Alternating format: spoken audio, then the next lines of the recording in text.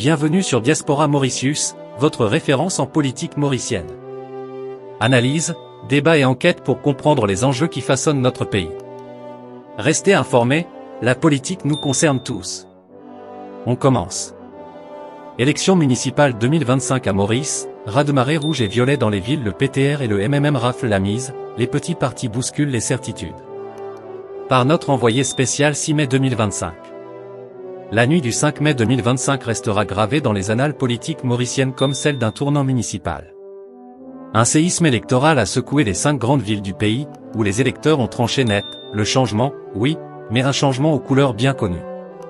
Le Parti travailliste, PTR, et le mouvement militant mauricien, MMM, se sont imposés comme les deux forces maîtresses du scrutin, reléguant les autres partis au rang de figurants, à l'exception notable de Résistants et Alternatifs et des Nouveaux Démocrates, qui ont surpris par leur percée stratégique. Décryptage d'un verdict populaire lourd de conséquences. Le retour du géant rouge, le PTR en conquérant.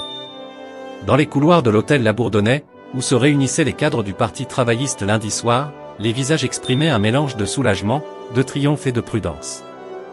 Avec 54 sièges raflés dans les 5 municipalités, le PTR sort clairement vainqueur du scrutin. Port-Louis, Curepipe, Vacoa-Phoenix, autant de bastions symboliques où les drapeaux rouges ont été brandis à la tombée des résultats. La performance du PTR est d'autant plus remarquable qu'elle s'inscrit dans une dynamique collective, l'Alliance du changement, qui regroupe notamment Résistants et Alternatifs et les Nouveaux Démocrates, a capitalisé sur une soif de renouveau démocratique. Mais c'est bien le PTR qui a mené la danse avec une parité presque exemplaire, 34 hommes, 20 femmes dans ses rangs municipaux. C'est la victoire du peuple, de la base, de ceux qu'on a trop longtemps oubliés dans nos cités, a déclaré un leader visiblement ému depuis le QG de la capitale.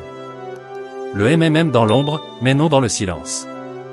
Le mouvement militant mauricien n'a pas démérité.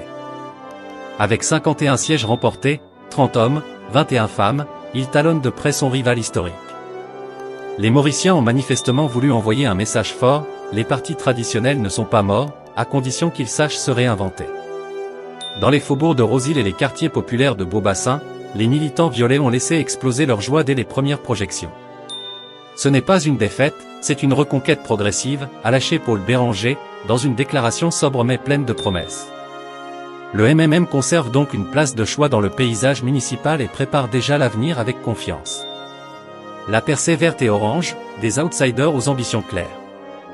À la surprise générale, Résistants et Alternatifs a conquis 7 sièges dont certains dans des bastions considérés jusqu'ici comme imprenables. Leur présence dans les 5 villes constitue une véritable percée symbolique. Ce petit parti, longtemps marginalisé, a su capitaliser sur une jeunesse urbaine en quête d'authenticité et de justice sociale. De leur côté, les Nouveaux Démocrates s'imposent avec 5 sièges, principalement à Curepipe et Vacoa-Phoenix. Une prouesse pour une formation encore jeune, qui prône une refondation des pratiques politiques. Les mirages d'un espoir dispersé, les petits partis et indépendants résistent tant bien que mal. Le Reform Party est en avant Maury, qui misait sur une mobilisation de protestation, ne décroche chacun qu'un siège, respectivement à Vacoa et Beaubassin. La déception est palpable dans leurs états-majors, mais les leaders promettent de rester actifs au niveau local. L'autre surprise, presque anecdotique mais politiquement significative, vient d'un candidat indépendant à Port-Louis. Ce dernier, vainqueur dans le Ward 8 avec 1501 voix, a surclassé les figures installées de l'Alliance du changement. Symbole d'un ras-le-bol de l'électorat ? Certainement. Ou peut-être le début d'une nouvelle ère d'individualisation de la politique locale. Analyse, un vent de changement qui ne dit pas son nom ? Cette élection municipale a tout d'un référendum déguisé sur la politique nationale. Si l'alliance du gouvernement, MSM et ses alliés, est absente de la scène urbaine, ce scrutin constitue un avertissement clair en direction du pouvoir central, les grandes villes ne sont plus des forteresses oranges. Le terrain a changé, la carte politique aussi. Pour 2025, les enjeux sont désormais doubles. D'une part, gérer les villes avec efficacité, transparence et proximité.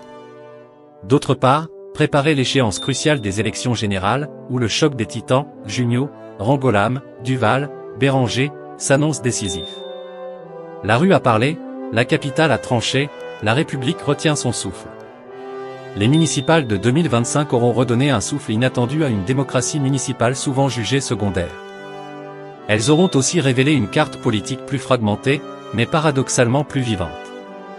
Les partis devront désormais écouter la rue, non pas pour des slogans, mais pour en faire le cœur battant de leur politique publique. La bataille ne fait que commencer.